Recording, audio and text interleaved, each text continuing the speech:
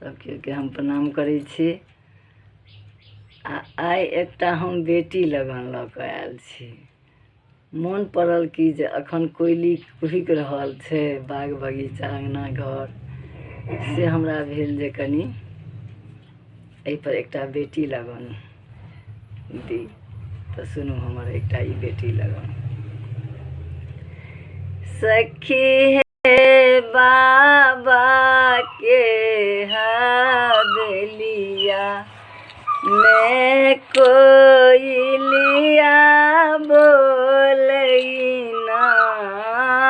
सखी हे बाबा के हवेलिया में कोयलिया बोलैना।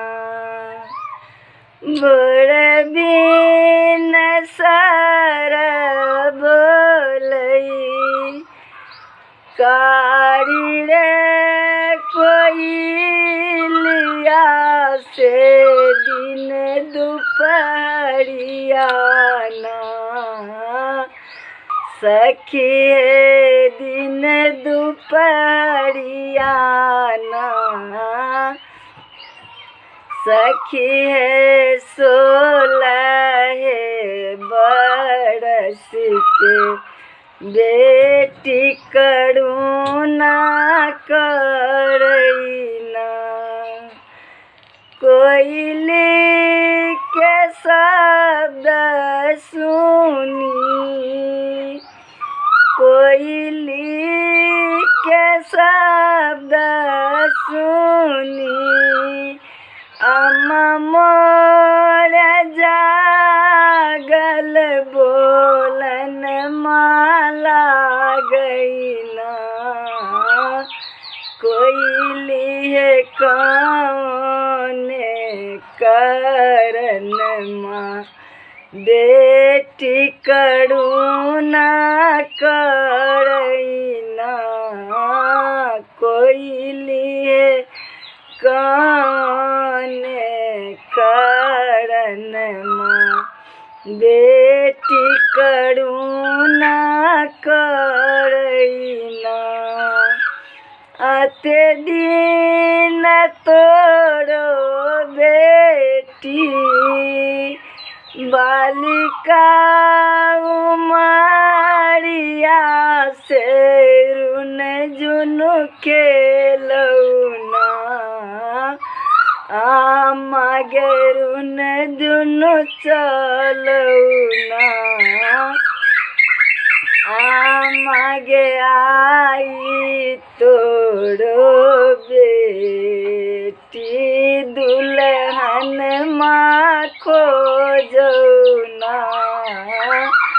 आमा गे आबो तोहर बेटी शयन माँ सजन माना।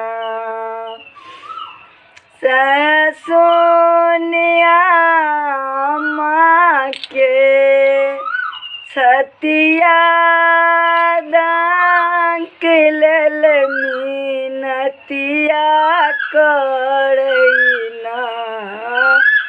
सखी हे बापिया के पलंगिया पर नायन माँ ढारैना। सखी हे पिया के पलंगिया पर नायन माँ ढारैना। उठ उठ आहे पिया सुख नींद छोड़ियो सोचन माए लैना। पिया हे आऊँ घर कुमारी बेटी दुल्हन माँ खोजैना। पिया हे आऊँ घर दूल्हा बेटी दुल्हन माँ खोजैना सुनील बड़का बाबा छोड़लनी पलंगिया पगड़िया बनैना धनी बेटी के जुगुती बड़ दुल्हन माँ खोजबैना धनी बेटी के जुगुती बड़ दुल्हन माँ खोजबैना काशी सारा काशी सारा लैला जमाइया दुअरिया लागैना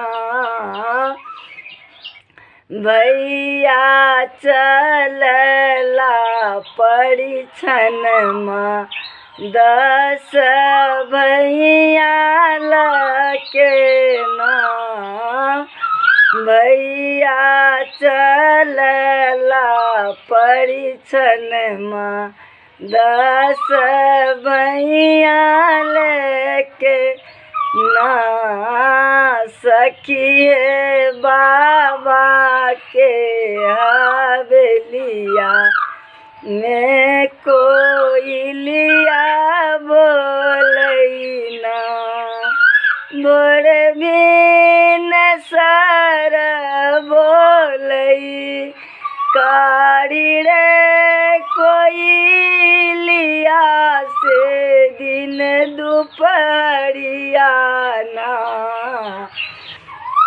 सखिए 16 बरस के बेटी करुणा करैना सखिए 16 बरस के बेटी करुणा करैना।